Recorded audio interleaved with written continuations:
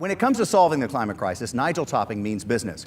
So much so that he serves as the CEO of We Mean Business, a coalition of thousands of the world's most influential businesses and investors who actually have joined together to become a positive force for change. So let's get Nigel on the satellite from London. Hi, Nigel, how are you?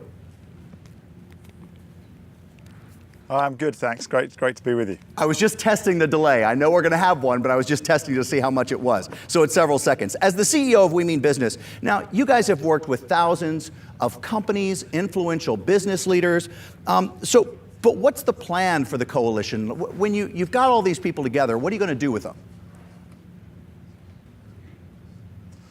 Well, businesses understand that climate change is real. They're very rational. They're already being affected by it, whether it's in the extreme weather disrupting their value chains, or increasing regulation, or changing expectations from customers and employees.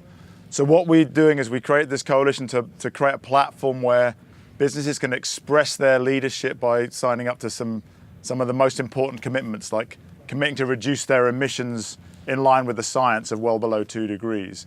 Or committing to 100% renewable energy, or eliminating deforestation, or driving procurement of electric vehicles. And by doing that together, they really generate much louder demand signals to change the markets, and also much louder signals which politicians hear and which encourage politicians to set bolder policy.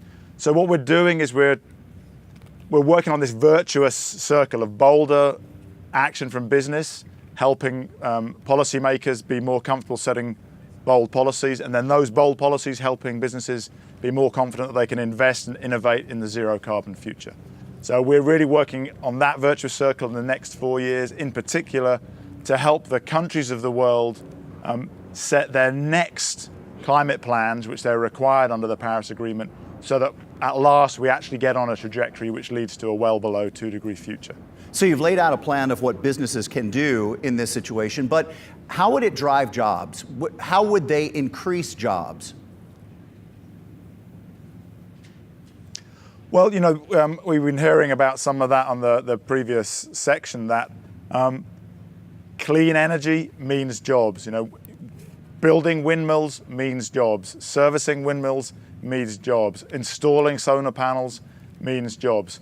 So there are huge economic opportunities in this transition for those countries and those businesses who get on the front foot. Now, of course, there will also be disruption, right? You don't have transformations like this in a market without winners and losers, but we know that in aggregate, the cost of acting will be less than the cost of not acting, because all of the damages that runaway climate change will cause. So that's a net positive for the economy as a whole.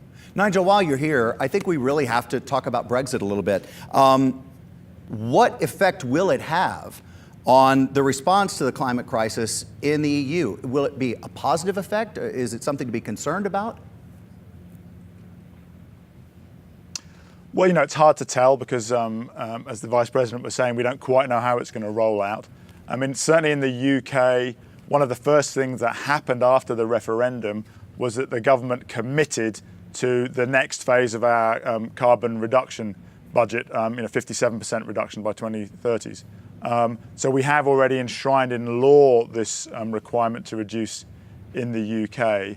And my read of it is that the European Union, the other 27 countries in the European Union, are also very committed to action on climate change. And it's becoming a competitiveness issue. Like as I said, if you don't get your car manufacturers working on electric vehicles, you're going to be driving foreign electric vehicles in the future. So everyone's realizing that this is not a sacrifice, it's actually something that's generating jobs and generating growth. So I think the UK is legally committed, as the Vice President said, but we see a lot of commitment from the other countries in Europe. So I'd expect, even if and when the UK does leave the formal European Union, that the rest of the European Union will continue to lead on action on climate change. And from where you're sitting right now, because you have the ear of businesses and movers and shakers, what are you most optimistic about for the UK now?